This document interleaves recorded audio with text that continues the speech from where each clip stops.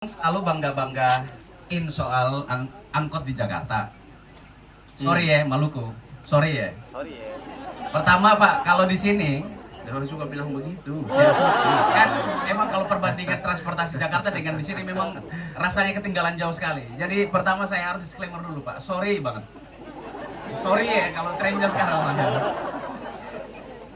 Yang pertama, kalau di sini lebih menantang Pak, karena transportasinya antar. Pertama masalah soal harga pesawat yang kalau antar laut itu agak mahal. Harga tiket pesawat. Harga tiket pesawat. Ya. Kalau naik perahu antri banyak, apalagi kalau musim timur itu berbahaya sekali, Pak. Ada beberapa daerah itu tiap tahunnya pasti memakan korban, pasti ada yang meninggal.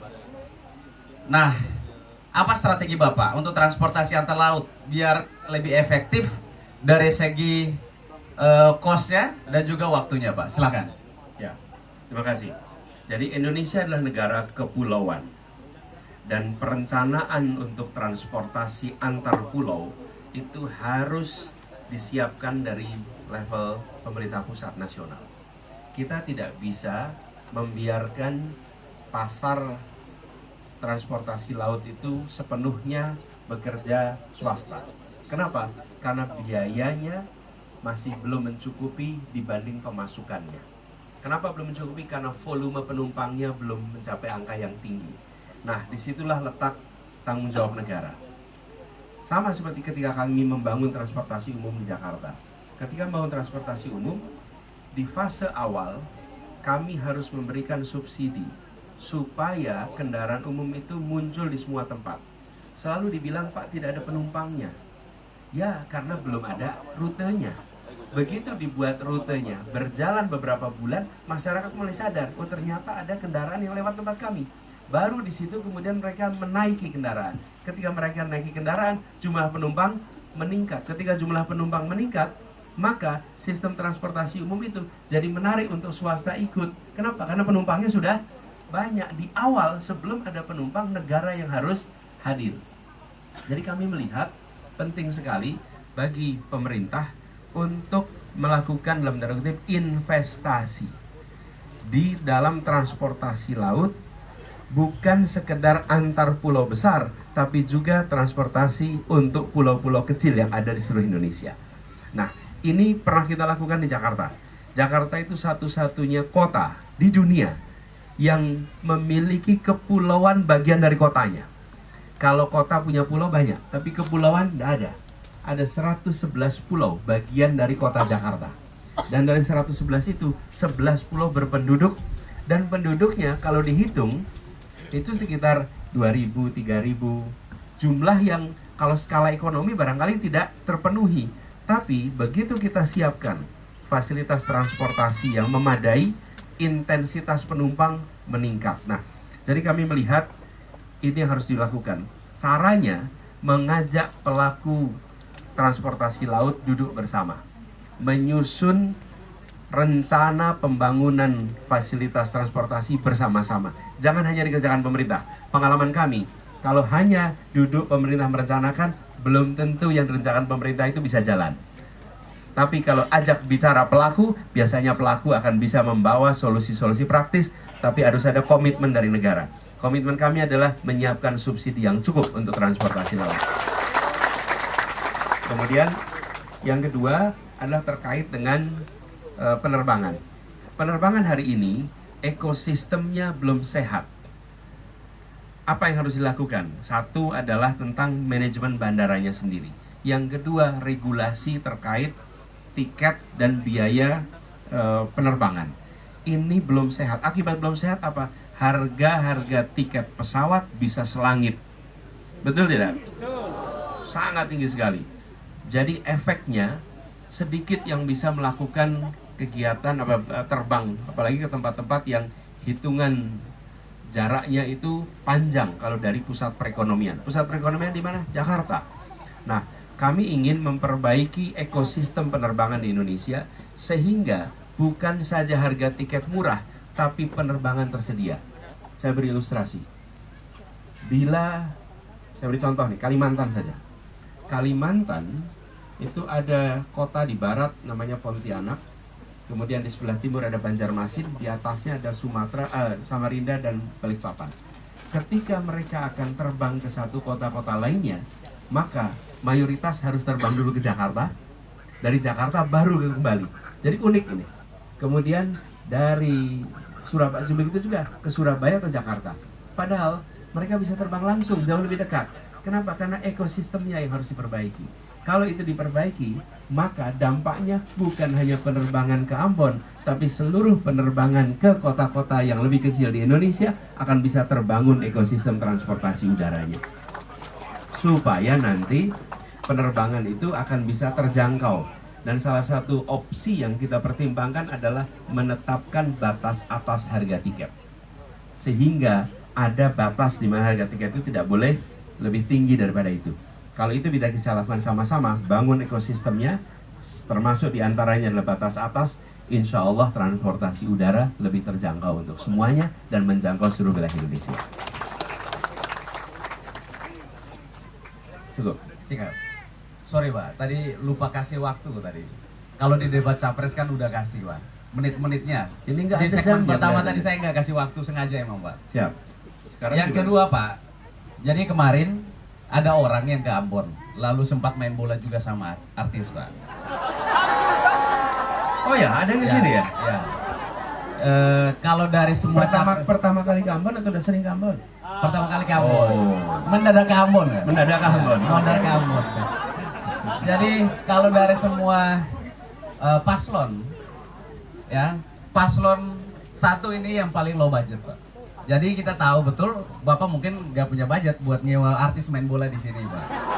Tapi kita harap Bapak nggak nangis-nangis karena sekarang lagi rame nangis-nangis di TikTok Pak. Kita bayar nangis-nangis nggak mampu. Ya, saya dan teman-teman tidak mengajak Bapak untuk main bola. Saya hanya mau nanya, gimana cara Bapak memajukan prestasi sepak bola di Maluku? Soalnya nih Pak, di Ambon aja ada kampung sepak bola, namanya Kampung Tulehu. Ada orang Tulehu? Ya, ini kampung sepak bola Pak. Nah, yang saya mau tanya, Bapak jelaskan strategi Bapak untuk memajukan sepak bola di Maluku Pak. Silahkan, 2 menit waktunya Pak. Waduh. Ada yang bilang sulit menjelaskan 2 menit. Saya dikasih 2 menit sekarang. Bung Rizal, Anda nggak adil itu. Gini, ini saya baca buku Jalan Lain ke Tulehu. Nah, kebetulan kalau kayak Tulehu itu normalnya lewat depan. Ah. Kalau lewat sini juga jalan lain kebetulan. Bisa tembus Tulehu. Bisa sebut Tulehu ya? Jadi udah tepat itu. Oke, syukurlah kalau gitu. Tolong dikurangi dari 2 menit ya omongan dia ya. Nah, saya baca buku ini Jalan Lain Tulehu. Sepak bola ini bagian dari kultur di sini. Betul tidak? Bagian dari kebudayaan. Karena itu harus kita berikan kesempatan untuk bibit-bibit muda tumbuh berkembang. Dan sepak bola ini sudah menjadi terbukti di Maluku menjadi salah satu alat pemersatu. Betul ya? Sampai jadi cerita cahaya dari timur. Dan ada bintangnya di sini, Safira. Boleh lihat dong Safira, lihat ini ada Safira di sini. Tuh, salam. Soalnya pas depan saya nih lihat ada Safira di sini. Jadi bintang dari timur. Kami ingin agar sepak bola ini tumbuh. Jadi apa yang kami ingin lakukan? Kami akan membangun stadion, bukan stadion, maaf, lapangan-lapangan sepak bola di kampung-kampung yang berstandar FIFA. Rumputnya berstandar FIFA. Jangan diganti-ganti nanti rumputnya ya. Kalau udah diganti-ganti itu rumput, karena ganti-ganti itu bikin repot nantinya. Nah, ini lapangan sepak bola rakyat. Rumputnya standar FIFA dengan ada tribun penonton dan ini gratis digunakan oleh rakyat. Sekarang pertanyaannya, Pak Anies, Bapak merencanakan itu, memang pernah dikerjain? Ya, di Jakarta kami bangun lapangan standar FIFA di tengah-tengah kampung-kampung kumuh dan padat. Lapangannya dengan rumput FIFA. Kenapa di tengah-tengah kampung padat? Saya sampaikan waktu itu kepada semua. Kenapa kami ingin bangun lapangan tersebut? Begitu banyak anak-anak potensial bermain sepak bola, tapi mereka dari keluarga yang kurang mampu. Dari keluarga yang kurang mampu. Akibatnya apa? Bisa terus ya. Akibatnya apa? Mereka tidak pernah merasakan fasilitas yang bertaraf internasional. Kami bangun itu di tengah perkampungan dan kami berikan tulisan amat besar bahwa lapangan ini tidak untuk dikomersialkan. Lapangan ini untuk dipakai oleh rakyat kebanyakan. Yang daftar duluan dapat.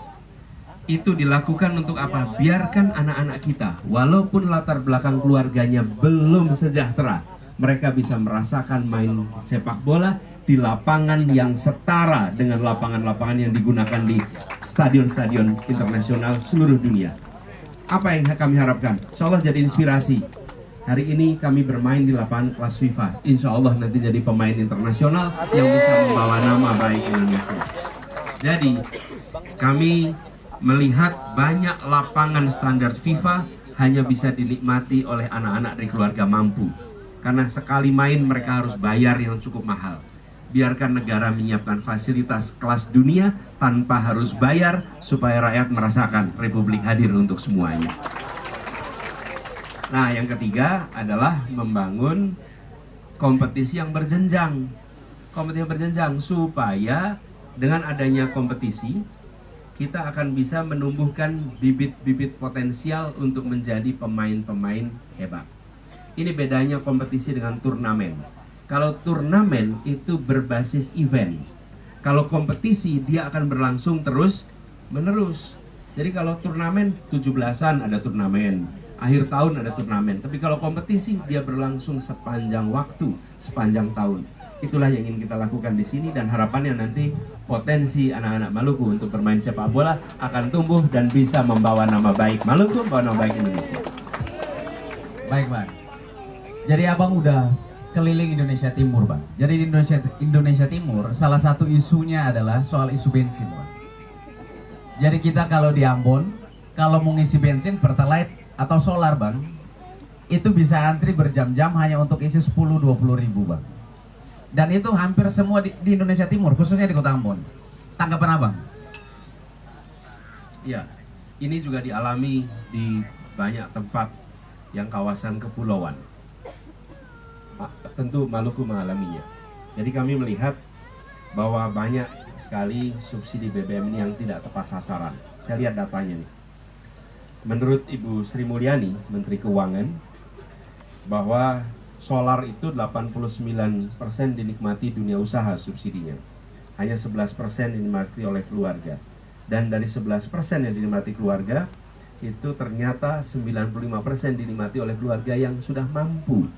Hanya 5% keluarga yang tidak mampu. Jadi petani, nelayan itu hanya menikmati 5% dari subsidi solar. Kemudian Pertalite. Pertalite sama, 86% adalah kalangan keluarga dan hanya 20% yang keluarga prasejahtera. Ini kondisi yang harus kita ubah agar subsidi itu diterima oleh mereka yang membutuhkan. Bukan subsidi diterima oleh mereka yang sudah berkemampuan. Ini potret kenyataannya. Nah, segalanya, Bapak-Ibu sekalian, segala yang sifatnya di bawah harga pasar hampir pasti jadi langka. Coba aja, apa aja di bawah harga pasar pasti akan langka. Karena itu ini harus kita koreksi. Jadi faktor pengendalinya itu jangan diserahkan pada mekanisme kuota. Kita harus siapkan sistem yang baru sehingga itu menjadi tepat sasaran. Dan menurut kami harus ada kejelasan nanti siapa yang bisa mendapatkan solar subsidi, siapa yang bisa mendapatkan Pertalite subsidi, sehingga subsidi itu tepat sasaran dan jangan sampai yang membutuhkan petani, nelayan, keluarga prasejahtera justru gagal mendapatkan yang subsidi karena tidak disiapkan sistemnya. Kita akan siapkan sistemnya untuk bisa menjangkau mereka yang membutuhkan. Baik, kita lanjut ke pertanyaan berikutnya, Bang. Jadi, Bang, ini ada rame soal batas usia maksimal kerja. Mau daftar BUMN ada batas maksimal usianya. Gak cuma di BUMN, Bang, hampir di semua tempat kerja itu pasti ada batas usia kerja. Padahal kan kalau orang mau cari kerja itu teman-teman di sini sebenarnya udah siap kerja, Bang. Di usia begini sampai ke bapak-bapak itu sebenarnya tidak ada batas usia yang mau cari kerja. Jadi semua orang ingin kerja, tidak ada batasan usia. Bagaimana tanggapan Bapak untuk pembatasan usia kerja ini, Pak? Silahkan. Ini pada pengen cari kerja juga ya? Sering terkendala persyaratan? Apa persyaratan terkendala? Umur. Nah, Umur dan pengalaman. umur. Ya, saya sering bilang begini. Bahkan saya pernah bilang begini, teman-teman nih, sebelum saya jawab. Waktu itu saya bicara dengan teman-teman mahasiswa. Anak-anak mahasiswa itu kalau lulus, mana punya pengalaman. Betul tidak? Namanya juga baru lulus. Jadi saya bilang pada teman-teman mahasiswa nih, nanti kalau kalian diwawancara, di dalam wawancara itu ditanya, apa pengalaman Anda? Saya bilang, nanti jawab soal wawancara. Bapak Ibu, kalau Ibu atau Bapak mencari pengalaman, mau Bapak Ibu carilah orang tua yang sudah berpengalaman. Tapi kalau Bapak Ibu rekrut saya akan memberikan masa depan pada Bapak Ibu sekalian. Ya, anak muda menawarkan masa depan. Orang tua menceritakan masa lalu. Betul tidak? Anak muda belum punya masa lalu, yang dia punya adalah masa depan. Anak muda menawarkan masa depan.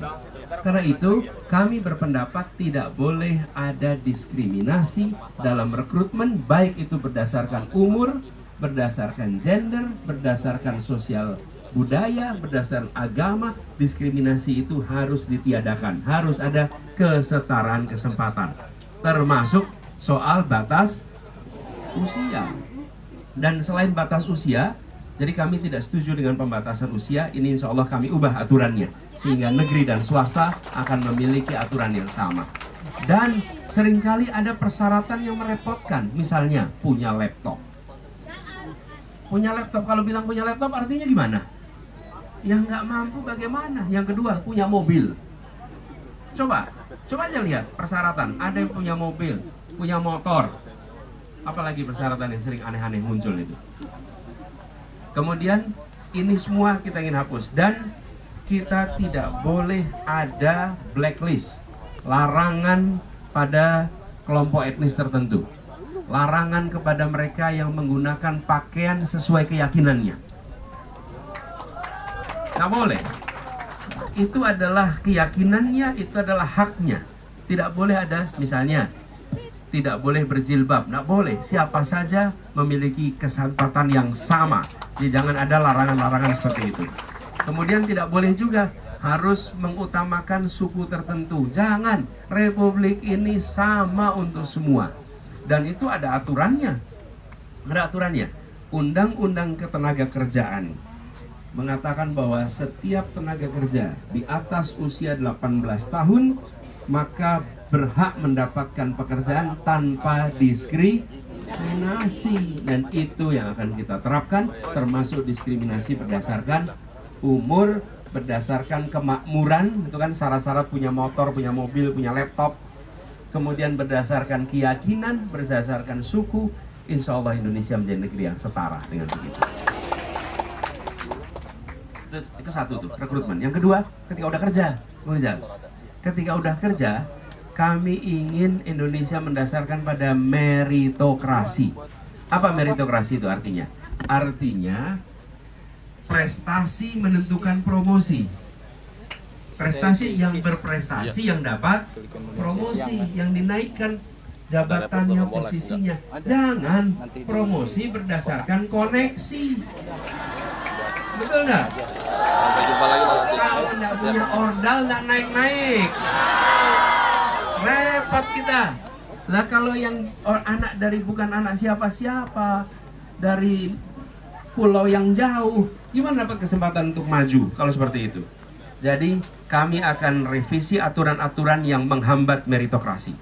Dan kita akan siapkan hotline laporan kalau ada tindakan-tindakan yang tidak meritokratik. Jadi dengan begitu, maka kita berharap meritokrasi ini kembali menjadi bagian dari Indonesia. Utamanya di mana? Satu, di pemerintahan. Dua, di TNI, polisi. Yang ketiga, di BUMN. Itu adalah yang ada dalam kendali pemerintah. Jangan sampai di BUMN tidak ada meritokrasi, tapi koneksi. Dan TNI begitu, TNI polisi. Oh, mereka punya sistem meritokrasi yang luar biasa. penilaian dari sejak mereka di akademi. Jangan sampai sistem yang sudah baik itu dirusak oleh koneksi-koneksi. Justru harus dikembalikan kepada meritokrasi. Sehingga kita akan menyaksikan institusi TNI yang solid, yang kuat. Kenapa? Karena mereka yang memimpin adalah mereka yang terbaik di antara sebayanya. Kira-kira gitu. Boleh satu lagi? Boleh. Aman, Pak. Beasiswa tidak boleh berdasarkan koneksi, tapi berdasarkan prestasi. Dan ini salah satu penyebab kesulitan untuk bisa naik kelas. Kesempatan beasiswanya ada, tapi yang bisa mengambil adalah mereka yang punya koneksi. Dan ada diskriminasi tanpa disadari. Seperti contoh, Anda diterima kepada proses beasiswa, lulus. Tapi sesudah Anda lulus, Anda harus mengambil tes A, B, C, D, E. Yang tes-tes itu harganya mahal. Jadi, seperti LPDP misalnya. Sesudah diterima LPDP, nanti mungkin harus tes TOEFL, tes IELTS, tes GRE, tes macam-macam itu. Tes-tes itu murah atau mahal? Mahal. Kursusnya murah atau mahal? Mahal. Nanti bila kami bertugas, itu semua menjadi bagian dari yang tanggung jawab negara, supaya anak-anak bisa ikut dalam proses seleksi itu. Saya adalah penerima beasiswa masa itu. Dan saya diuntungkan sekali karena mereka menerapkan sistem ambil tanggung jawab semuanya. Dan ini Bapak sekalian bukan cuma rencana ke depan. Saat saya bertugas sebagai rektor, kami menyiapkan beasiswa dan saya selalu sampaikan, kalau beri beasiswa itu jangan separuh-separuh. Kalau beasiswa separuh-separuh itu namanya apa? Meratakan penderitaan. Kalau mau bantu 100%. Sehingga anak itu bisa konsentrasi belajar. Ketika kami bertugas sebagai rektor, kami berikan beasiswa. Beasiswa itu membiayai 100% selama 4 tahun kuliah. Sehingga begitu anak diterima, dia tenang. Sampai di ujung dia konsentrasi. Syaratnya Anda harus berprestasi. Nilai Anda harus baik. Kinerja Anda harus baik. Urusan biaya, tanggung jawab kami. Dengan cara seperti itu, maka beasiswanya menghasilkan anak-anak yang potensinya berkembang. Terima kasih, Bu Rida. Baik, terima kasih Pak Anies. Kalau Bang Anies bicara ini memang manis betul. Anjut ketemu semua. Iya Pak, dari tadi kan abang yang atau dengar abang saja kalau bahasa orang Ambon. Kita dari tadi cuma dengerin abang, Pak. Kali ini abang harus mendengarkan setiap pertanyaan dari teman-teman yang hadir di sini. Kita akan masuk ke segmen ketiga, yaitu Tanyain Anies.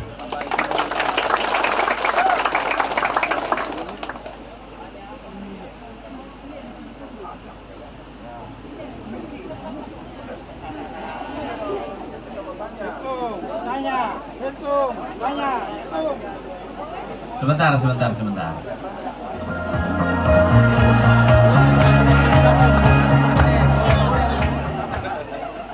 Agak terlambat memang. Ya, di semua sudut nanti saya beri kesempatan. Dari hitungan 1 ke 3 ya. Yang paling antusias saya kasih kesempatan pertama dari sebelah sini. 1, kasih turun dulu tangan. 1.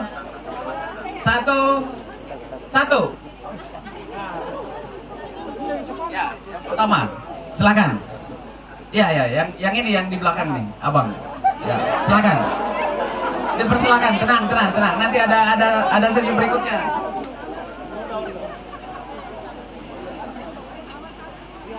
Ayo. Satu-satu.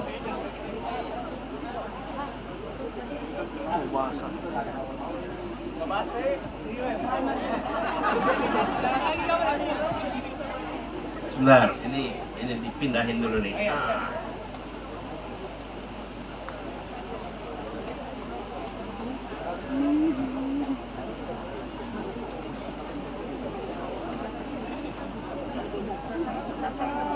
Cek.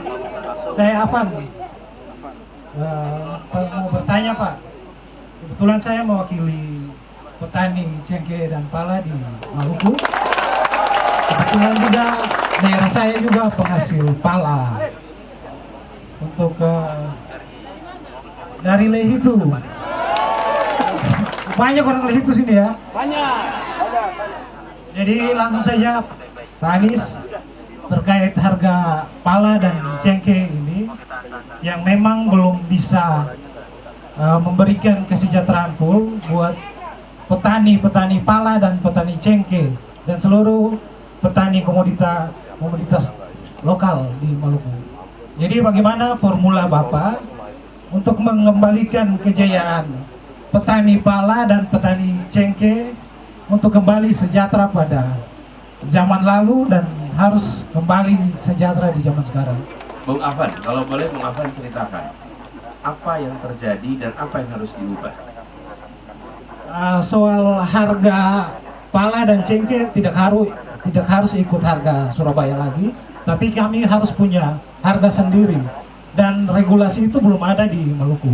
Jadi bisa Pak Anies nanti ke depan membantu soal itu. Jadi karena harga.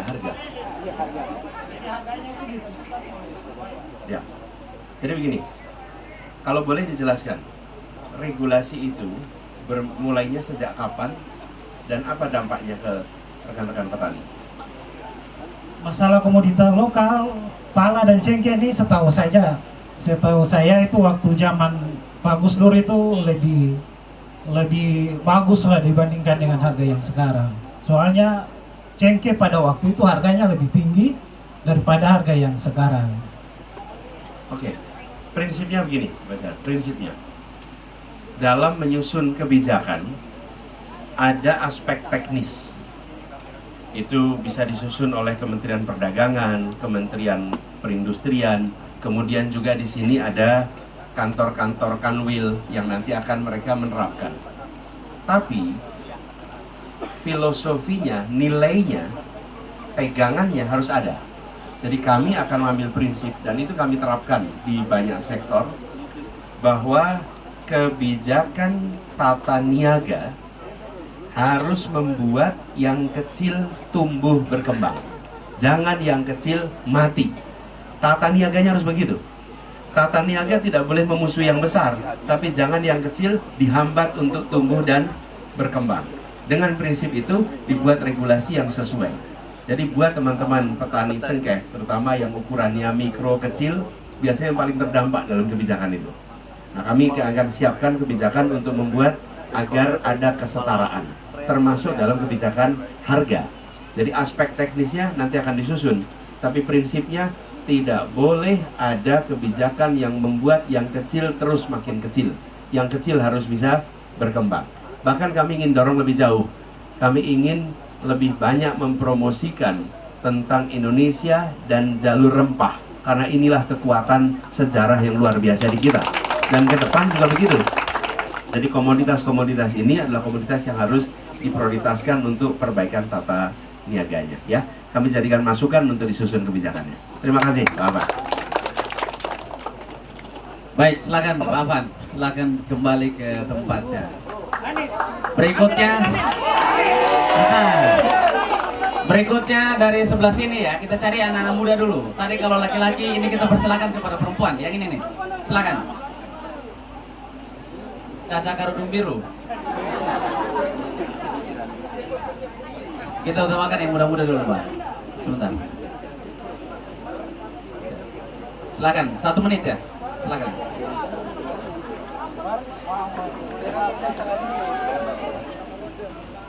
Baik, terima kasih Pak. Perkenalkan diri dulu ya Pak. Saya Hijrah, mahasiswa Universitas Patimura Ambon.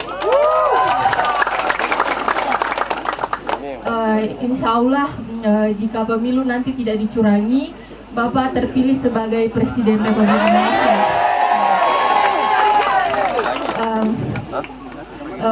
Saya di sini ingin menyampaikan keluhan kami Pak. Tugas Bapak nanti sebagai Presiden Indonesia itu memastikan bahwa tujuan negara untuk mencerdaskan anak bangsa, itu terlaksana secara merata di seluruh wilayah Indonesia. Jujur Pak, kami merasa bahwa negara selama ini dengan sengaja membiarkan kawasan timur Indonesia untuk tetap bodoh, tertinggal, dan terbelakang.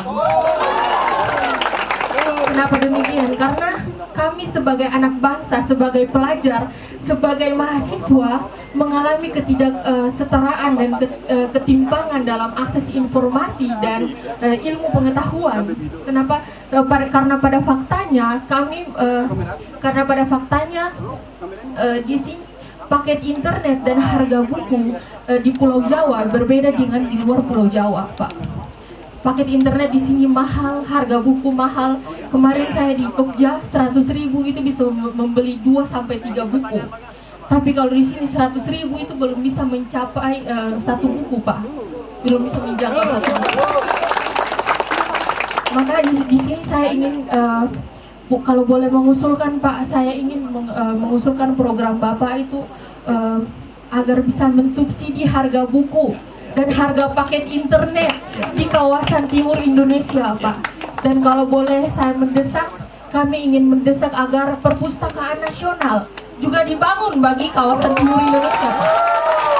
Karena perjuangan kami anak muda ingin membuat kota ini sebagai kota literasi. Iya, Pak, demikian itu. Bisa kami sampaikan. Keren, Hijrah. Minta tepuk tangan. Ya, baik Hijrah, insya Allah. Jadi begini, ini sangat mendasar sekali. Ketika kesetaraan akses kepada ilmu itu tidak terjadi, maka ketimpangan akan terus muncul. Pasti. Karena itu kesetaraan pada akses pada ilmu itu penting. Jadi nomor satu tadi terkait dengan buku. Terkait dengan buku, insya Allah nanti kita akan bantu siapkan. Satu adalah membangun perpustakaan yang bertaraf internasional di sini. Kita siapkan. Rujukannya mana? Bagi sekalian silahkan lihat perpustakaan baru di Jakarta. Lokasinya di Taman Ismail Marzuki. Anda boleh Google aja sekarang. Perpustakaan itu perpustakaan kelas dunia yang sekarang menjadi referensi di mana-mana. Dan itu kami bangun selama kami bertugas. Pada saat dibangun banyak sekali yang mengkritik. Ketika udah selesai, banyak sekali yang memuji. Jadi makanya tabah aja kalau dikritik, ya. Tunggu sampai selesai. Kemudian nanti dijadikan benchmark. Kemudian yang kedua, terkait dengan buku. Insya Allah nanti kita siapkan skema subsidi pengiriman buku. Sehingga buku-buku yang dikirim dari penerbit-penerbit ke wilayah-wilayah yang sulit, pengirimannya akan dibantu oleh pemerintah. Supaya harga buku di seluruh Indonesia nanti bisa murah. Dengan begitu, maka kita akan bisa mendapatkan buku-buku berkualitas. Tidak usah harus pergi ke Jawa untuk dapat buku, tapi cukup datang ke Ambon, maka semuanya bisa tersedia di situ. Ini kenapa terjadi? Karena biaya logistik kita mahal. Dan buku itu seberat batu, Bapak Ibu. Ya, jadi kalau ngirim buku, itu beratnya luar biasa, karena kertas itu berat sekali. Karena itulah sebabnya kenapa mengirim buku itu mahal, karena seringkali beratnya besar, kemudian volumenya itu juga cukup besar. Nah, jadi insya Allah itu yang kedua. Lalu yang ketiga adalah membangun ekosistem untuk konektivitas bagi pemanfaatan untuk ilmu. Jadi kita akan siapkan jaringan-jaringan yang bisa diakses gratis untuk kegiatan belajar, untuk kegiatan mengajar, supaya proses belajar mengajar tidak terkendala oleh biaya internet, ya. Dan itu insya Allah kita siapkan. Apakah itu pernah dilakukan? Pernah. Kami bangun di Jakarta berapa spot wifi ya di Jakarta itu? 8.000 ya kalau tidak salah. Sekitar 8.000 spot di Jakarta yang bisa diakses secara gratis oleh siapa saja. Sehingga tidak perlu beli paket internet. Cukup datang ke situ, ada tulisannya jak. Anda jalan aja, begitu kelihatan jak wifi, langsung bisa login. Siapa saja, di mana saja. Sudah dikerjakan di Jakarta. Insya Allah nanti kita lakukan juga di sini. Ya. Jadi yang kami katakan bukan akan, tapi meneruskan. Karena kalau akan itu berarti imajinasi, bukan? Kalau meneruskan memang sudah kejadian, tinggal kita teruskan. Dan itu membantu sekali. Mudah-mudahan ini menjawab harapannya Hijrah, ya. Amin, Pak.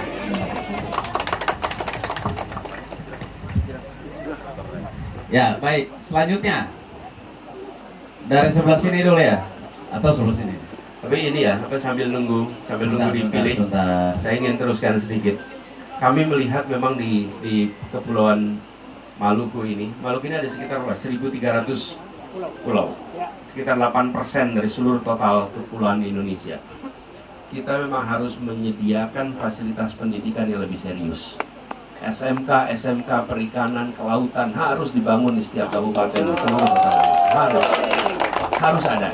Dan SMK-nya dibuat aplikatif sehingga mereka mendapatkan kesempatan untuk belajar ilmu-ilmu terbaru terkait perikanan dan kelautan. Ya, ilmunya berkembang terus. Jadi ini bukan sekedar soal tadi saya sampaikan lumbung ikan nasional, ibu kota untuk perikanan, kemudian Ambon Newport, tapi yang tidak kalah penting adalah SDM-nya harus dibangun. Jadi insya Allah dengan SMK ini kita akan bisa, SMK di mana-mana ya, akan punya supply lebih baik lagi tenaga kerja di bidang ini. Baik, terima kasih Bang. Satu lagi di bagian sini. Hitungan ketiga ya. Hitungan ketiga. Satu.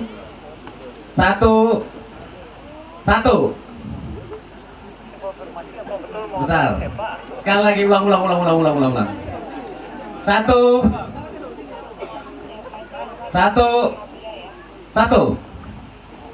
Yang jaket jeans ini coba. Silakan. 1 menit Abang. Kalau Abang bisa irit-irit waktu maka penanya bisa lebih banyak. Silakan.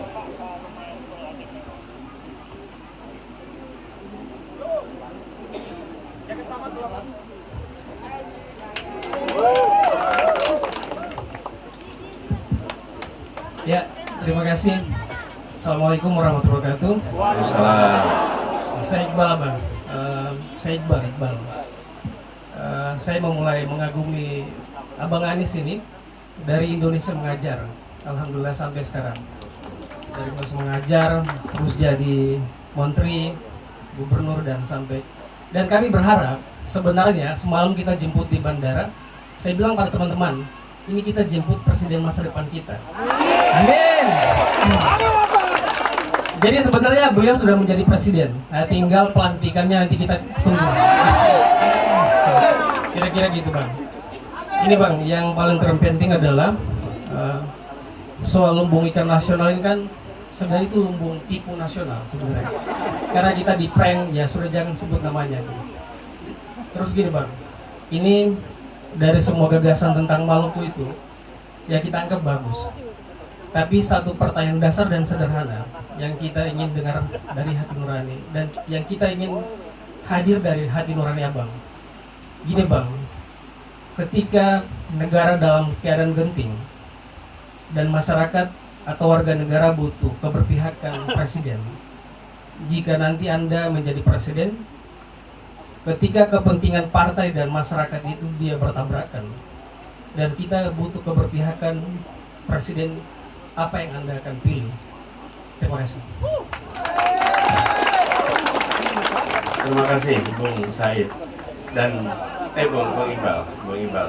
Saya tahu tapi Iqbal di sini, seperti saya. Terima kasih Bung Iqbal. Pertanyaan bagus dan saya ingin sampaikan ketika mengambil keputusan itu harus memiliki dasar. Jadi kita sering sekali di dalam hidup itu harus memutuskan di antara dilema-dilema. Nah, ketika berhadapan dengan dilema, maka kita harus punya patokan. Kalau orang tidak punya patokan, maka ketika dia mengambil keputusan, dia akan mempertimbangkan hanya unsur untung rugi. Kenapa? Karena tidak punya patokan. Mana yang lebih menguntungkan, mana yang merugikan. Yang menguntungkan diambil, yang merugikan tidak diambil. Nah, untung rugi ini yang bisa membuat keputusan itu jadi tidak konsisten dari waktu ke waktu. Tapi kalau keputusan itu terlihat konsisten dari waktu ke waktu, pasti yang mengambil keputusan punya patokan. Nah, patokan kami apa? Nah, saya sampaikan di sini. Patokannya 4. Satu adalah prinsip keadilan kesetaraan. Nomor 1. Mana yang memenuhi prinsip ini? Dimensi kedua, patokannya. Kepentingan publik mana yang lebih besar? Yang ketiga, Yang ketiga, data, ilmu, fakta yang menjadi rujukan. Jangan sampai keputusan itu tidak mendasarkan pada ilmu pengetahuan, tidak mendasarkan pada data. Yang keempat, mendasarkan kepada konvensi, aturan, undang-undang nomor 4. Urutannya tidak saya balik ini Bung Iqbal. Banyak di pemerintahan kalau ngambil keputusan itu dibalik. Nomor 1, apa kata aturan dulu. Lah banyak aturan kita tidak masuk akal. Banyak aturan kita tidak sesuai kondisi lapangan. Betul tidak? Karena itulah kemudian dilakukan urutan yang berubah. Urutannya adalah nomor 1 keadilan. Dan saya beberapa kali mengambil keputusan yang secara peraturan saya harus mencari celah. Karena umumnya peraturan nggak begitu. Saya beri contoh nih. Upah minimum di Jakarta. Itu aturannya berubah gara-gara Omnibus Law. Aturannya yang lama, dengan aturan lama di Jakarta itu kalau upah buruh tiap tahun naiknya 8% per tahun rata-rata. Ketika ada COVID, aturan yang sama, ekonomi kita sedang turun, dia berubah menjadi 3% karena ada COVID. Pakai aturan sama, orang menerima karena ada COVID. Nah, kemudian terjadi perubahan gara-gara Omnibus. Dengan aturan yang baru, maka kenaikannya hanya 0,8%. Kira-kira Rp30.000. Bung Iqbal tahu Rp30.000 di Jakarta bisa dapat apa? Nggak bisa dapat apa-apa. Masa naiknya upah buruh 30.000? Biasanya naiknya 400-an ribu menjadi 30.000. Nah, saya sebagai gubernur dapat aturan itu. Terus gimana saya? Tanda tangani? Pakai keputusan itu? Saya bilang tidak. Saya gunakan undang-undang kekhususan Jakarta untuk Jakarta tetap menggunakan aturan yang lama supaya ada rasa keadilan bagi UMP di Jakarta. Apa yang terjadi? Woi, saya diprotes. Diprotes, yang protes apa? Pengusaha semua protes saya. Kemudian pengusaha tentu saja nelpon pimpinan partai, Bu. Karena kenal, mereka ngontak semua ke saya. Dan kepada mereka saya jawab begini. Bapak Ibu sekalian, kira-kira masuk akal sehat tidak? Rata-rata 8%, terus sekarang jadi 0,8%. Ayo, akal sehat kita semua. Yang kedua, kalau keputusan itu tidak adil, maka dia tidak akan langgeng.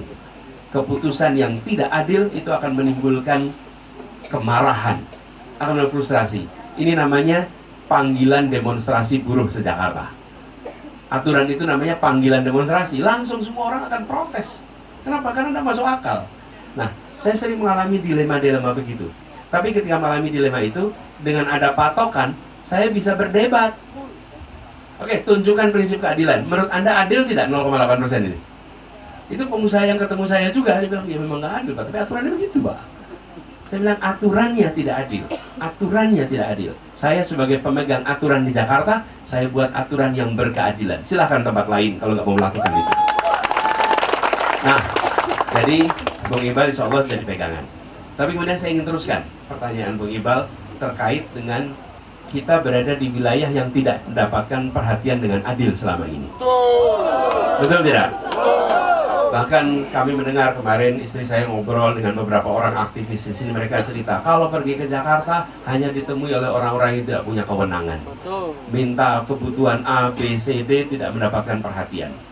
Kami ingin sampaikan, agenda utama yang kami bawa adalah perubahan, tujuannya menghadirkan rasa keadilan. Itu tujuan utamanya. Kenapa? Karena Republik ini belum memberikan kesetaraan kesempatan kepada semuanya. Dan kalimat ini, ideologi ini bukan saya katakan karena saya sedang ikut Pilpres, bukan. Kenapa di 2010 sampai sekarang kami mengirimkan guru ke pelosok-pelosok tanah air? Karena kami melihat ada ketimpangan dalam pendidikan. Cuman waktu itu kami tidak di pemerintahan, tidak bisa mengerahkan orang dalam jumlah banyak.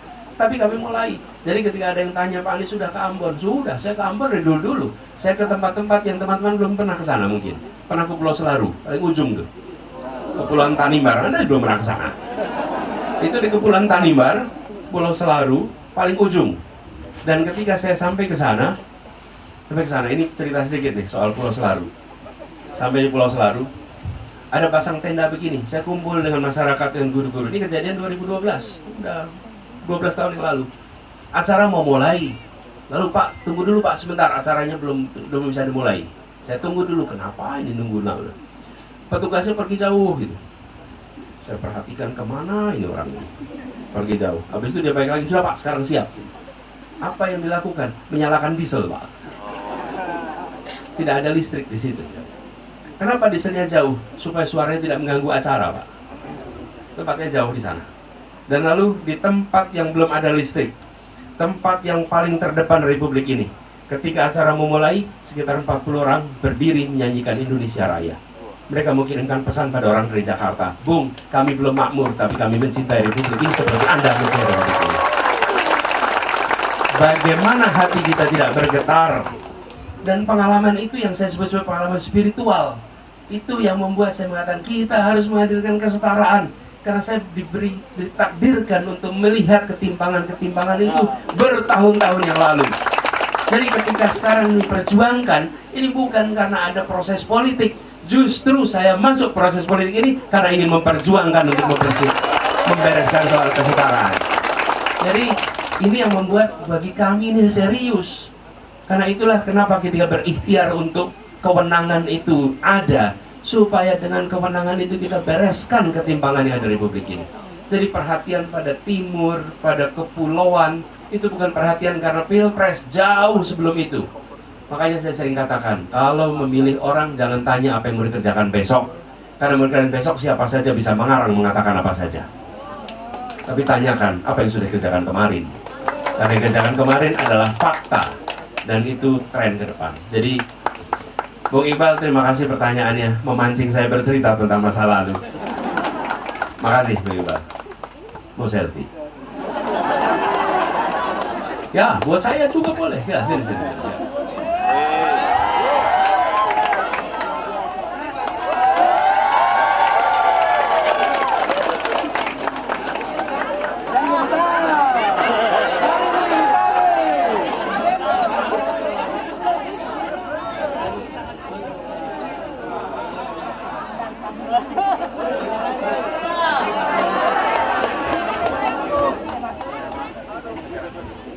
Saya ingin, ini kebetulan saya cerita. Iya. Ini nanti Anda sedang. Bang Anis terakhir. Ya. Tahu manis? Tahu apa? Manis. Tahu. Kalau orang Ambon bilang manis itu Maluku Anis. Siap. Terima kasih. Baik, teman-teman, masih semangat ya?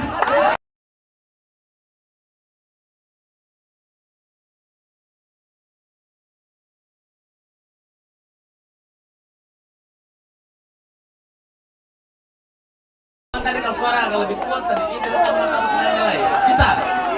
Mau kasih? Sekali lagi kita tanya dulu. Siap wujudkan perubahan? Baik. Kayak tambah satu lagi jadi 6. Ya. Satu ini dulu dari sini. Sebentar ya. Karena 6, beta minta pertanyaannya itu singkat. Kalau lebih singkat lebih bagus supaya kita bisa buka kesempatan untuk yang lain. Silakan. Sebentar nanti kita kasih yang lain. Silakan.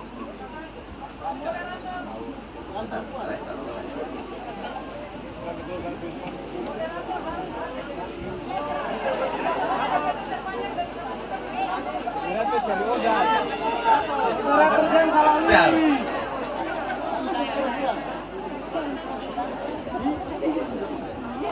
Oke, baik Bang, terima kasih atas kesempatannya. Mungkin pertanyaan saya di sini singkat Bang. Dan juga pertanyaan saya sih di hari ini mewakili seluruh ibu-ibu yang hari ini memang ketika kabar itu muncul selalu mereka tunggu-tunggu ya terkait dengan PKH Bang. Nah, ini PKH itu data yang sampai sekarang itu Bang belum diupdate hingga sekarang. Nah, maka yang otomatis yang kaya tambah kaya, yang miskin tambah miskin. Itu Bang. Nama dulu. Nama. Oh ya lupa maaf. Perkenalkan nama saya Vicky Besan. Saya mahasiswa Unpati Fakultas Ilmu Sosial dan Ilmu Politik. Vicky.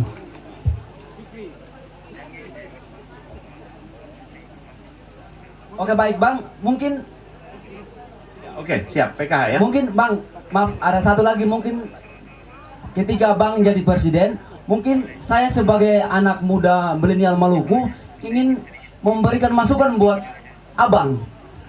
Gini Bang, di Maluku ini kebanyakan milenial itu pada saat selesai jenjang perkuliahan sampai pada lapangan pekerja itu minim. Tetapi di sisi lain juga banyak lapangan pekerjaan atau instansi-instansi itu membutuhkan generasi milenial Maluku yang memang punya soft skill. Itu sebenarnya yang menjadi halangan buat hari ini generasi milenial Maluku untuk bagaimana mendapatkan pekerjaan.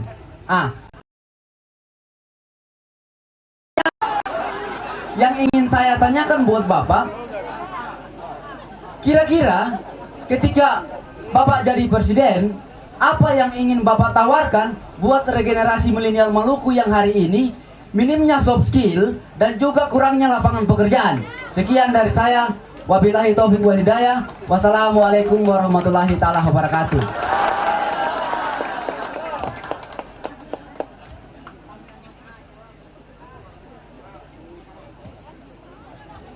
Terima kasih, Bung Vicky. Pertama soal PKH. Jadi program-program yang bersifat bantuan sosial itu akan kita lakukan perubahan.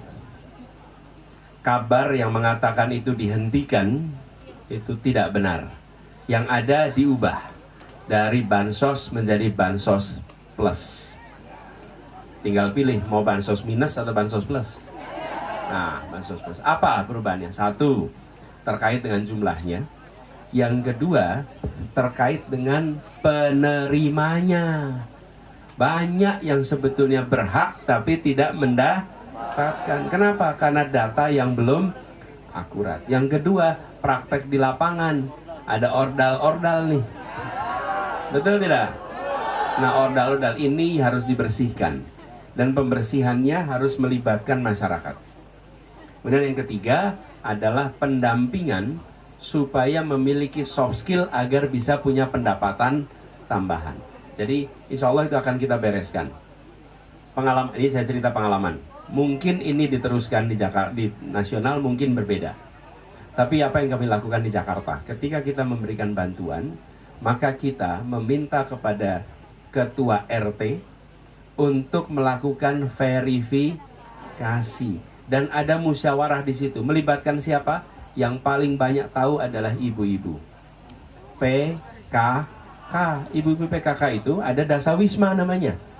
Dan Dasawisma ini tahu persis. Ada juga kader Posyandu, juga tahu kondisi masyarakat yang ada di situ.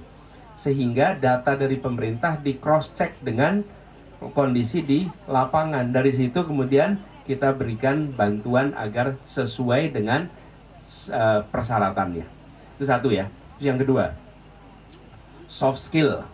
Jadi kira-kira Bung Vicky ini menyampaikan ada dua masalah nih Pak. Satu, soft skillnya harus ditingkatkan. Yang kedua, lapangan pekerjaan harus tersedia. Gitu kan kira-kira. Nah, untuk soft skill tadi saya sampaikan terkait dengan SMK. Itu kita akan dorong. Kemudian yang kedua, terkait dengan mereka yang sudah kuliah. Mungkin memang harus ada program-program pendampingan untuk keterampilan-keterampilan khusus yang dibutuhkan di kawasan Maluku. Dan bila itu dibutuhkan lewat perguruan tinggi, perlu disiapkan semacam training spesifik dengan ada sertifikasinya supaya memiliki keterampilan-keterampilan spesifik yang dibutuhkan. Nanti kita bisa bahas sama-sama dengan Pak Timura misalnya. Training apa yang dibutuhkan supaya mahasiswa bisa ambil training itu, dapat sertifikasinya, lalu bisa dibawa itu ke job market ya. Itu satu untuk skillnya. Yang kedua terkait dengan penyediaan lapangan pekerjaan. Lapangan pekerjaannya ada beberapa rute. Rute pertama adalah membuat UMKM tumbuh berkembang lebih cepat. Karena UMKM ini adalah penyedia lapangan pekerjaan paling cepat. Begitu UMKM itu tumbuh, dia langsung merekrut orang untuk bekerja. Dan kecepatan rekrutmennya itu tidak seperti perusahaan besar, bisa cepat sekali dilakukan. Apa yang dibentuk UMKM? Satu adalah bantuan permodalan. Yang kedua, regulasi yang diubah Hari ini, bila ukurannya kecil, sektornya non formal, cari pinjaman sulit sekali. Lebih mudah yang besar cari pinjaman ke bank daripada yang kecil cari pinjaman ke bank. Betul tidak? Yang membuat bank seperti itu bukan kemauan banknya, tapi aturan yang dibuat oleh pemerintah. Kepada siapa dibuat aturan itu? Kepada bank-bank milik pemerintah. Karena bank-bank milik pemerintah itu punya tugas melakukan pembangunan, bukan semata-mata swasta. Kalau dia hanya beroperasi seperti swasta, ya jadi bank swasta saja. Kenapa disebut sebagai bank milik negara? Supaya dia bisa membantu meningkatkan kesejahteraan rakyatnya. Itu regulasinya diubah. Yang ketiga, regulasi keuangan. Yang ketiga adalah aturan-aturan yang ada di perkotaan sering sekali membuat zonasi menghalangi usaha. Tidak bisa mendapatkan IUMK, izin usaha mikro kecil, karena lokasinya bukan lokasi untuk usaha. Nah, padahal usaha mikro kecil itu sekarang di rumah, tidak berdampak kepada lingkungan. Jadi begitu, Bung. Dua itu. Lalu barangkali satu lagi, mudah-mudahan dengan ada industrialisasi, maka kita akan bisa merekrut tenaga kerja lebih banyak lagi. Begitu, Bung Vicky, jawaban saya. Terima kasih. Baik, terima kasih Bang. Semoga di 2024 ini Bang Anies, terkhususnya di Maluku, insya Allah Bang Anies keluar 100%, saudara-saudara. Cukup. Oke, baik Silakan. Bang, terima kasih. Satu lagi di bagian sini. Sebentar, Bang. Makanya saya harus desak Anies supaya Ya, baik.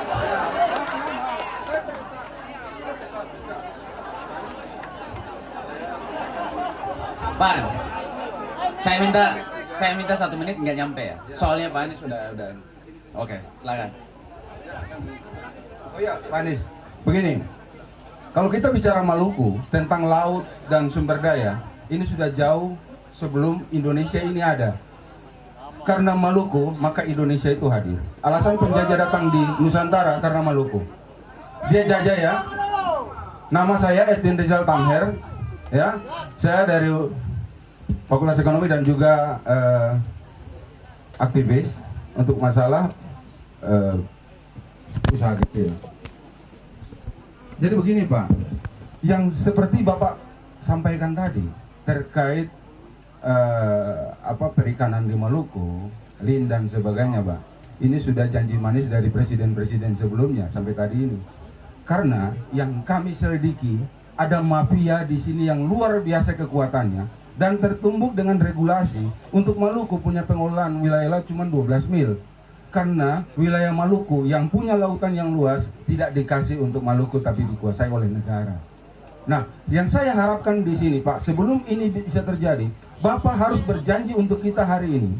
Ketika Bapak jadi presiden, agenda pertama sekali yang harus disampaikan yaitu Maluku jadi provinsi kepulauan. Ya, sehingga penguasaan wilayah laut itu menjadi wilayah pemerintah Maluku. Dan itu adil, Pak. Ya. Yang kedua, kita punya APBN untuk Maluku itu terlalu kecil, hanya berdasarkan jumlah jiwa. Sementara rentang kendali antara pulau itu terlalu luas. Jadi kalau kita hitung-hitung, kita punya biaya pembangunan Maluku hanya untuk pemerintah itu jalan ke satu pulau ke pulau yang lain, tidak sama dengan kabupaten yang ada di Jawa. Terima kasih Pak. Dan yang ketiga satu lagi Pak, saya minta Bapak berjanji Pulau Banda sebagai asal mula pemerintahan Nusantara itu menjadi satu daerah administrasi yang setara dengan kabupaten atau kota, bukan lagi kecamatan kecil yang tidak menjadi perhatian. Padahal itu pulau sejarah di dunia Pak. Itu aja, terima kasih Pak. Terima kasih Pak dosen. Jadi Bapak mengajar ya di Fakultas Ekonomi. Terima kasih. Jadi pertama soal keluhan 12 mil itu memang di mana-mana Pak. Nelayan mengeluhkan karena mereka dibatasi hanya di kawasan dangkal yang ikannya sedikit. Sementara di tempat yang dalam yang mengambil yang besar-besar. Itu tadi saya katakan. Kalau menyusun kebijakan harus punya patokan prinsipnya. Karena tidak punya patokan prinsip bisa bikin kebijakan macam-macam tuh yang tidak sesuai. Kira-kira nih, saya tadi sampaikan. Semua kebijakan harus bisa menjawab prinsip ini. Membesarkan yang kecil tanpa mengecilkan yang besar. Kebijakan 12 mil itu gimana tuh? Itu membesarkan yang besar, tapi tetap menjaga yang kecil tetap kecil, karena yang kecil nggak bisa tumbuh. Itu problem kalau negara tidak pegang ideologi, Pak. Kepemimpinan di tingkat nasional harus menunjukkan ideologinya dan diturunkan dalam bentuk pesan yang semua penyusun kebijakan merujuk. Karena kalau tidak begitu, ada puluhan orang yang menyusun kebijakan, Pak. Ada kepala bidang, ada direktur, ada dirjen, ada menteri, ada kanwil, semua bikin aturan. Tapi kalau tidak ada pegangan prinsip, itu aturannya bisa nggak konsisten satu sama lain. Dan itulah yang membuat kenapa kita sering menemukan kebijakan yang tidak konsisten. Nah, konsistennya pada apa? Konsisten pada keberpihakan kepada yang kecil, kepada yang lemah. Jadi aturan itu kita ingin rubah. Dan tadi Bapak sampaikan, Pak Edwin, tentang janji. Ini memang seringkali jadi tantangan seperti saya, Pak. Suatu ketika saya ditugasi menjadi calon gubernur, dan saya tidak pernah mendaftar jadi calon gubernur. Saya diundang, saya dipanggil jadi calon gubernur. Lalu ketika saya berkampanye, di kampung-kampung ditanya begini, Pak, saya mau Bapak janji dulu, Pak. Bapak benar di Jakarta 5 tahun, Pak.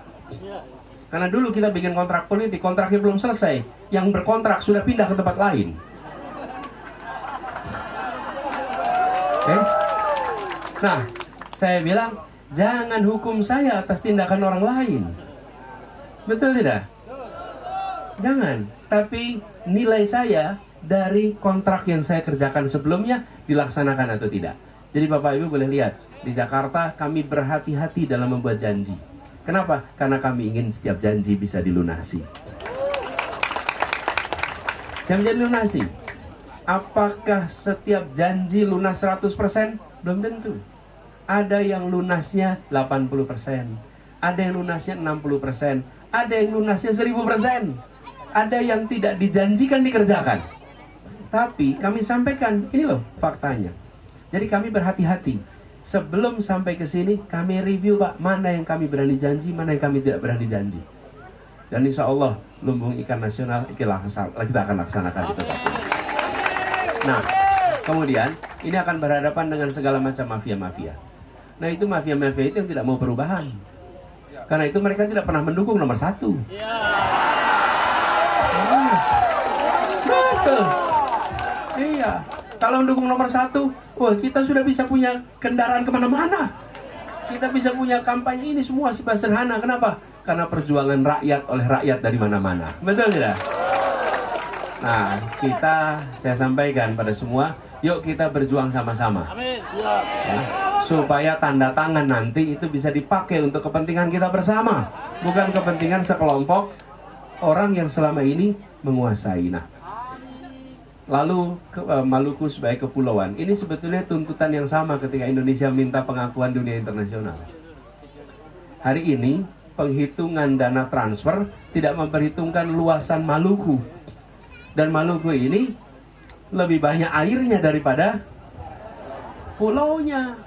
Sama, Indonesia juga begitu, daratan dibanding dengan laut. Lalu kita mendeklarasikan namanya deklarasi Juanda tahun 57, diakui dunia tahun 82. 25 tahun perjuangan kita sampai keluar namanya United Nations Convention Law of the Sea, itu tahun 82. 25 tahun. Nah, kita memandang bahwa di Maluku ini memang perlu mendapatkan rumus yang berbeda, sehingga alokasi APBN ke tempat ini sesuai dengan kondisi yang ada di Maluku. Maluku sebagai daerah kepulauan. Lalu yang terakhir soal Banda. Insya Allah Pak, kami pertimbangkan secara serius. Banda ini adalah tempat yang bersejarah, dan kita harus memikirkan Maluku ke depan. Bukan hanya Maluku ke belakang, Maluku ke depan. Bagaimana kita menjadikan tempat ini menjadi ibu kota kelautan perikanan bagi Indonesia maupun bagi dunia. Karena ikan dari Maluku ini sampai ke seluruh wilayah dunia, bukan? Ya, dan sebagian balik lagi dengan brand yang namanya internasional, padahal datangnya dari Maluku. Jadi kami melihat soal Banda ini menjadi bagian dari perhatian. Insya Allah nanti kita perhatikan, Pak. Yang penting bahwa Banda akan bisa tumbuh, berkembang. Bahkan ketika pada waktu itu ada festival Festival Banda kalau tidak salah. Festival Dayung, festival bukan sel. Waktu itu festival apa ya? Sejarah Banda. Festival Budaya Banda. Saya ikut menjadi bagian dari pembicara di festival itu. Saya bicara jarak jauh karena secara jadwal ternyata tidak memungkinkan untuk datang ke Ambon. Dan Kepala Dinas Pariwisata dan Kebudayaan itu bersahabat baik dengan saya, yang meninggal di bandara ketika perjalanan pulang ke, namanya Pak Astagfirullah, Pak Max itu dekat sekali. Beliau berkomunikasi dengan saya dan ketika pulang meninggal. Kami yang mengurus di Jakarta untuk persiapan sebelum dibawa kembali ke sini. Itu adalah sahabat kami dan kita berbicara pengembangan Banda sama-sama. Jadi kalau Bapak ajak bicara Banda, ini kelanjutan dari pembicaraan yang sebelumnya pernah ada. Makasih Pak Edwin. Salam buat teman-teman semua. Oke, terima kasih Pak Anies untuk tidak membuang waktu. Terima kasih sudah mendesak, betul Pak. Yuk.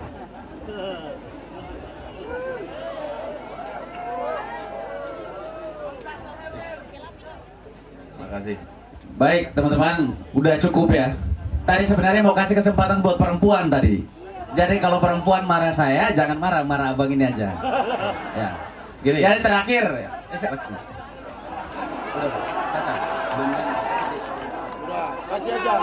Lanjut aja. Supaya adil. Kasih suara dari perempuan.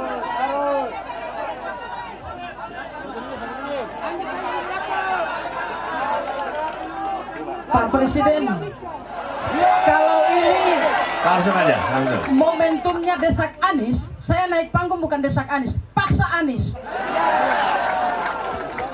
Yang pertama, perkenalkan nama saya Farida Rahangir, aktivis dari Kabupaten Seram bagian Barat, Pak Presiden. Saya juga adalah jurkam Bapak di Provinsi Maluku sesuai dengan SK Timnas, Pak. Kemudian pik kegiatan hari ini. Langsung aja. Kami pilih lokasi ini karena banyak kole-kole di depan, perahu Pak maksudnya. Siap. Yuk, Yang langsung. pertama, dalam menanggapi pertanyaan teman-teman soal kenapa kita dijajah hanya karena soal rempah. Sesungguhnya bukan rempah, Pak. Kita punya kandungan logam terbesar dan itu juga logam mulia di bumi tanah Maluku. Bukan soal rempah-rempah kawan-kawan sekalian. Oleh sebab itu, kita bukan hanya membutuhkan hal-hal yang sifatnya program makro nasional, Pak. Kita berkeinginan Maluku diberikan daerah istimewa khusus. Apa bedanya kita sama Papua? Apa bedanya kita sama Jogja, Pak? Hari ini kita mau bilang negara lagi tidak adil kepada Maluku. Padahal Maluku akan menjadi penyangga ekonomi Indonesia paling akhir, Pak. Mengutip pesan dari ayah saya, beliau bercerita bahwa tahun 1960-an di founding fathers kita Bapak Soekarno mendatangi kota Masoi, beliau memanggil saudara Smokil. Smokil bilang dia akan memberikan Maluku ini menjadi sebuah negara. Maluku menjadi sebuah negara. Ini sejarah jangan kita lupa. Kalau memang kita adalah anak-anak yang lahir dari kandungan sejarah, peradaban ini pun jangan kita lupakan. Disingkat aja Kak. Beliau bilang begini, saudaraku Smokil, turunlah. Kita akan bangun Maluku paling akhir. Oleh sebab itu closing statement saya, kita ingin Maluku menjadi daerah istimewa. Bukan hanya soal ANP, bukan hanya soal LIN dan lain sebagainya. Baik, terima kasih Kak Ida, silakan. Sehingga petisi dari teman-teman yang telah dikaji selama 3 hari itu dapat dibacakan. Silakan. Nah, nanti aja ya. Oke. Ya, nanti Terima setelah kasih, Bu Ida. setelah Bang Anies menjawab. Terima kasih, Bung Ida. Atau nanti Jadi setelah begini, refleksi aja. Kita terima kasih atas gagasan ya, idenya. Yang kami melihat begini, yang sangat penting adalah kondisi rakyat yang berubah, bukan sekedar simbol nama yang berubah. Karena itulah yang dibutuhkan. Jadi kadang-kadang kita fokus pada penamaan. Ya, penamaan itu baik-baik saja, tapi apalah artinya kalau ternyata tidak menghasilkan kesejahteraan. Justru yang harus diubah itu kebijakan-kebijakan yang senyatanya tidak menghasilkan kesejahteraan. Bahkan kalau lihat di Papua sekarang, dengan status yang ada, apakah kemudian di sana terjadi kesejahteraan? Apakah jadi ketimpangan? Tidak. Padahal namanya sudah. Jadi jangan sampai kita konsentrasi di nama. Tapi justru yang kami ingin lakukan adalah perubahan atas kondisi nyata dengan melakukan perubahan kebijakan-kebijakan yang berdampak langsung. Jadi gini kira-kira, kebijakan yang menghambat pertumbuhan di Maluku dikoreksi.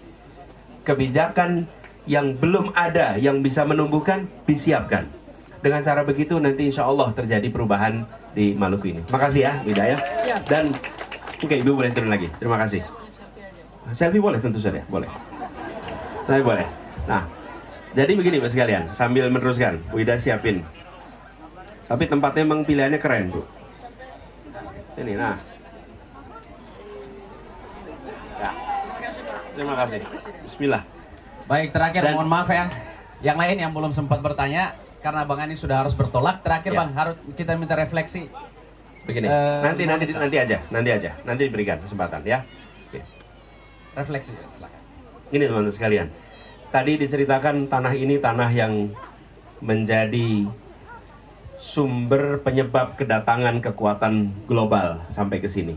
Inilah tanah Maluku.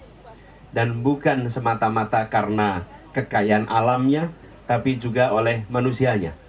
Bahkan ada catatan sejarah yang menceritakan bahwa salah satu versi orang pertama yang pernah keliling dunia adalah orang dari Maluku.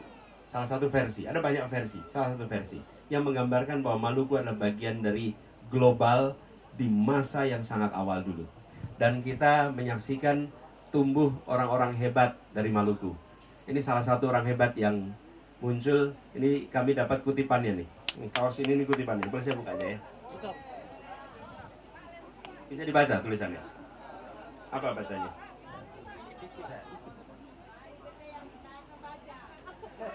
Apa tulisannya?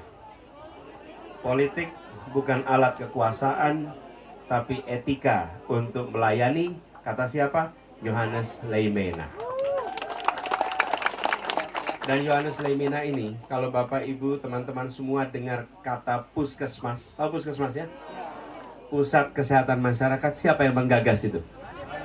Johannes Leimena, orang yang menggagas konsep puskesmas yang hari ini dirasakan manfaatnya di seluruh wilayah Indonesia. Dan insya Allah nanti ada puskesmas di seluruh wilayah di Maluku ini. Jadi kami menyatakan bahwa begitu banyak orang-orang hebat yang muncul. Nah, kami ingin ke depan Maluku tidak lagi menjadi daerah yang tertinggal. Kenapa? Karena konsep pembangunan kepulauan akan kita adopsi. Bahkan kebijakan tentang pangan pun kami mengadopsi istilah agromaritim. Kenapa? Karena produksi pangan itu ada yang di tanah, ada yang di laut. Yang di laut itu yang biasa disebut aquaculture. Yang di tanah disebut agriculture. Keduanya insya Allah kita jadikan satu kebijakan, namanya agromaritim. Dan konsekuensinya, maka banyak aturan-aturan yang menghambat pembangunan di kawasan kepulauan harus diubah. Salah satu wilayah kepulauan di Indonesia adalah Kepulauan Maluku. Dan harapannya dengan perubahan itu, maka wilayah kepulauan bisa tumbuh berkembang. Yang kedua, ini punya kekayaan budaya yang mewarnai Indonesia. Tadi sudah disebutkan kita akan bangunkan tempat-tempat yang terkait dengan kebudayaan. Tapi yang tidak kalah penting, yang barangkali menurut saya yang paling mendasar, kita ingin kualitas pendidikan di Maluku setara dengan kualitas pendidikan di kota-kota di Jawa. Supaya apa? Supaya ibu dan bapak ketika mereka menidurkan anaknya kecil, tidak usah membayangkan mengirimkan anaknya untuk pergi ke kota di Jawa. Tapi dia bisa mendidik anaknya tetap di kota ini. Saya mengalami, saya sekolah di Jogja. Teman-teman kelas saya itu ketika SMA, sebagian SMP itu mayoritas SMA, banyak yang datang dari jauh. Dan datang jauh itu mereka apa? Melepaskan diri dari orang tuanya untuk dapat pendidikan berkualitas agar punya masa depan. Betapa tidak ringan bagi orang tua ketika mereka dipaksa mengirimkan anaknya pergi, bukan karena semata-mata keinginan, tapi karena kondisi sekitarnya yang belum menyiapkan. Negara harus hadir di Maluku, negara harus hadir di Ambon dengan pendidikan yang berkualitas, supaya orang tua bisa mengirimkan anaknya di sekolah terdekat, tidak perlu meninggalkan Ambon untuk bisa mendapatkan sekolah-sekolah yang berkualitas. Dengan begitu kita nanti punya kesetaraan. Bapak sekalian, banyak hal yang ingin kita kerjakan. Tapi kalau boleh saya sampaikan pesan pada kita semua, bahwa apa yang dikerjakan di masa lalu, alhamdulillah saya bersyukur bahwa Maluku adalah bagian dari perjalanan hidup kami. Bahkan saya di sini mengajak mantan pengajar muda yang pernah bertugas di sana. Coba Dedi, kamu Dedi. Ini Dedi Wijaya. Dedi ini bertugas di pulau apa, Ded?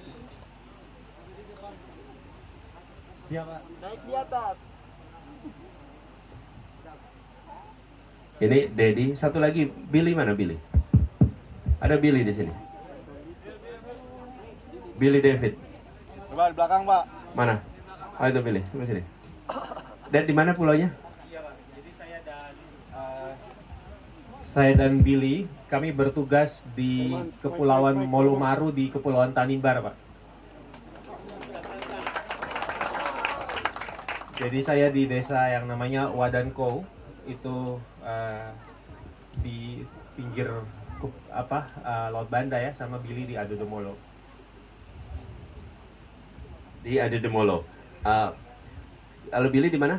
Sama, kami satu pulau, Molomaru, Pak. Molomaru. Ada yang sudah pernah sampai sana? Belum. Kalau sampai ke sana jelaskan, dari Ambon naik kapal, prosesnya gimana kemarin? Ya, kalau dari Ambon ke Somlaki kan 1 malam ya naik kapal ya Pak Bebe. Dari Somlaki ke Larat 1 malam lagi, lalu ke tempat kita 6-8 jam ya jadi ya. Jadi lebih dari 24 jam kalau dari hitungan dari Somlaki saja, belum dari Ambon ya. Dan di sana tidak ada sinyal, jangankan tidak ada sinyal internet, tidak ada sinyal telepon. Jadi mereka bertugas di sana selama 1 tahun. Dan mereka adalah anak-anak berprestasi yang sesungguhnya bisa dapat pekerjaan-pekerjaan yang sangat baik di Jakarta. Tapi mereka berada di pelosok-pelosok itu. Saya ingin sampaikan apa? Bahwa ketika kita mengikhtiarkan kemajuan, banyak orang mau terlibat, banyak orang mau melakukan. Dan saya makin optimis, Indonesia punya stok anak muda yang baik-baik. Nah, jadi mereka berdua, sebenarnya berenam ya waktu itu ya. Berenam, buat mereka, rumah keduanya adalah tempat mereka mengabdi selama 1 tahun. Betul nggak, Bill? Billy ini berasal dari Papua, asalnya Papua, sekolah di Jawa, dia kembali mengabdi di pelosok. Sudah bekerja di perusahaan pertambangan di Kalimantan dan ditinggalkan bekerja di sana. Dedi adalah hasil dari Makassar, kemudian setelah kuliah mengabdi kepada kita. Mereka berdua setelah selesai di pelosok meneruskan pendidikan. Dedi mendapatkan master dari Inggris dan Billy mendapatkan master dari Amerika Serikat. Okay. Lalu mereka berdua, ini yang saya sampaikan, kompetensinya kelas dunia tapi hatinya grassroots. Ya, oke, boleh balik lagi deh. Terima kasih. Dan sekarang saya bersyukur karena saya ditemani oleh anak-anak yang hatinya di rakyat kebanyakan. Saya bersyukur anak-anak yang kompetensinya kelas dunia dan mereka yang bekerja bersama selama ini. Insya Allah perubahan yang kita dorong adalah perubahan yang bisa memberikan manfaat pada mereka yang kecil. Nah, jadi buat semuanya saya berikan pilihan pada semua. Nanti pada tanggal 14 Februari, semua punya kesempatan. Ada 3 pasang yang ditawarkan oleh sistem politik kita. Kepada siapa amanat dan kewenangan itu dititipkan. Kekuasaan ada pada rakyat, kekuasaan tak pada rakyat, tapi kewenangan, otoritas itu akan diberikan. Dan salah satu dari 3 itu akan diberikan. Dan saya percaya rakyat Indonesia akan bisa membandingkan rekam jejaknya, rekam karyanya, rekam pikirannya. Dan sesudah itu mereka akan menitipkan. Kenapa? Karena yang dipilih ini bukan pemilihan foto untuk dipasang di ruang kelas. Bukan. Ini pemilihan orang untuk mengambil keputusan atas nama rakyat Indonesia. Yang dipilih itu bukan untuk masang foto, tapi untuk mengambil keputusan. Dan keputusan apapun yang dibuat itu atas nama negara Republik Indonesia. Ingat, kita memilih pengambil keputusan, bukan memilih foto untuk dipajang di ruang kelas. Kalau milih foto dipajang ruang kelas, cukup bandingkan bannernya. Kami nggak nyetak banyak banner juga soalnya. Ya, karena itulah kami keliling kemana-mana. Tapi kami yakin dengan dialog, dengan interaksi, rakyat akan bisa membaca pikiran, akan bisa membaca rekam jejak. Terima kasih buat semua yang hadir di Sakanis. Terima kasih Ambon, terima kasih Maluku, terima kasih semua yang hadir di sini. Tepuk tangan buat semuanya hadir di sini. Terima kasih telah mewarnai Indonesia kita. Insya Allah dari Ambon dikirimkan pesan perubahan untuk Indonesia.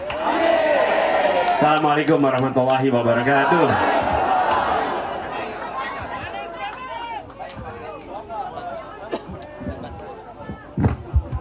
Baik. Ini saya bawa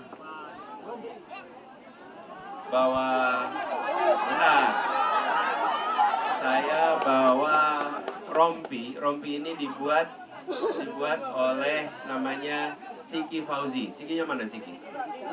Mana tadi? Bapak bukan Ciki. Ciki mana Ciki? Ciki Fauzi itu. Ah itu dia tuh, lihat sana tuh, lihat naik Ciki. Nah, iya. Ada semuanya tuh. Ciki membuat kaos ini. Ini namanya Ciki Go. Oke? Dan saya bukan hanya kaos dan rompi. Ciki Fauzi karena dia adalah putrinya Ikang Fauzi dan Bu Marisa. Okay? Nah, saya mau serahkan kaos. Sebentar. Pertanyaannya begini. Saya ingin berikan kepada yang terjauh datangnya ke Ambon. Yo, dari mana? Nah, Seram. Mana yang lebih jauh lagi? Seram. SPT. Ada yang lain? SPT apa? Seram bagian timur. Oke, Bapak kasih sini. Nah, Seram bagian timur. Dan tenang dulu, tenang. Ada yang lebih jauh dari Seram bagian timur? Mana? Dari?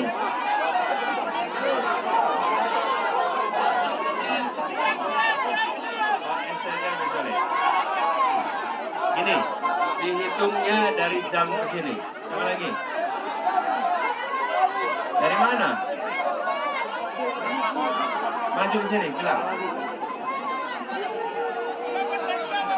Dari mana? Dari Surabaya. Mana? Dari mana? Jakarta, Pak. Jakarta, Pak. Tapi rompinya harus banyak. Oh, enggak. Aslinya di sini. Kalau kuliahnya jangan. Nih, Seram bagian timur. Paling jauh. Oke. Maluku Utara. Yang Maluku dulu.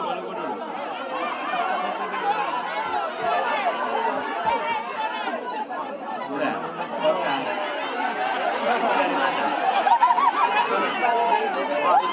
Dari mana? Tual, ini.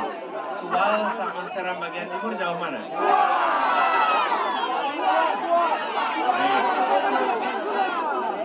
Coba dilihat di Google, berapa lebih jauh?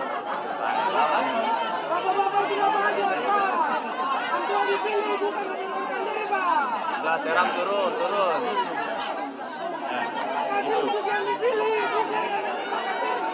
Tual 2. Ini Seram.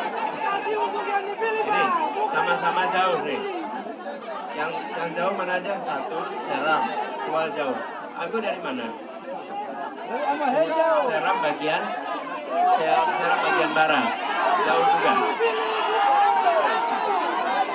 Ini sini, kamu sini. Nih. Nah. Rompinya bukan 4 jumlahnya. Rompinya 1. Jadi mereka berempat sama-sama jauh. Sekarang lotre. Di lotre, dah. Ini. Nah. Lotrenya lagi apa? Gambreng. Yang kena jaga. Bapak Ibu, sebentar. Saya mau lotre. Nih. Saya akan ambil 2 yang di tengah dulu. Nanti 2 memilih. Tengahnya pakai apa? Abjad nama. Saya tidak kenal mereka semua. Abjad nama. Oke, Anda namanya siapa? Cici. Anda? D. Anda? Zena. Anda? Iqbal. Jadi kalau gitu C, D, I, J. Maka D sama I. Kumpul, yang lain turun. Udah. Yang tengah dulu ya. Nanti fotonya nanti. Sekarang D sama Ibu sini. Nanti kita foto. Nah, nih sekarang berdua.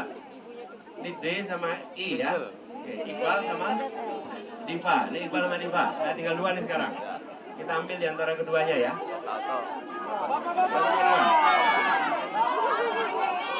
Ya, Bapak sekarang boleh pakai ini, shoot berdua. 3 kali. Ya, virtual aja. Oke, Bapak ikhlaskan. Dan luar biasa.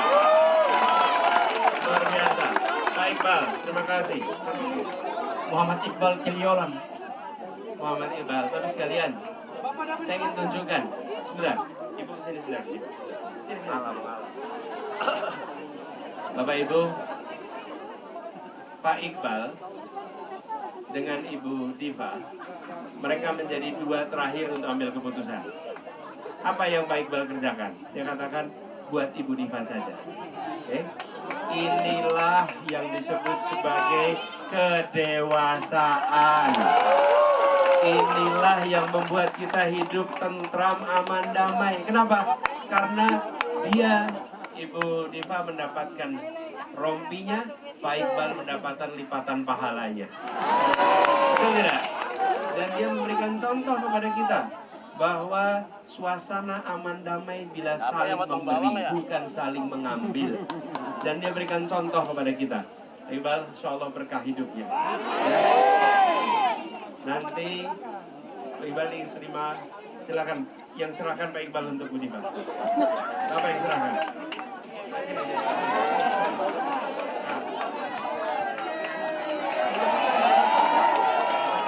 Terima kasih. Terima kasih. Pak Iqbal, ini desak Anies yang berakhir dengan keteladanan. Luar biasa. Terima kasih Pak Iqbal, terima kasih buat semua yang hadir. Insya Allah keteladanan ini menular ke semua tempat. Terima kasih. Pak Iqbal, kalau di jaket yang kalah digambar. Pak Aisyah, kita digital di sini dari Pak Aisyah. Iyalah.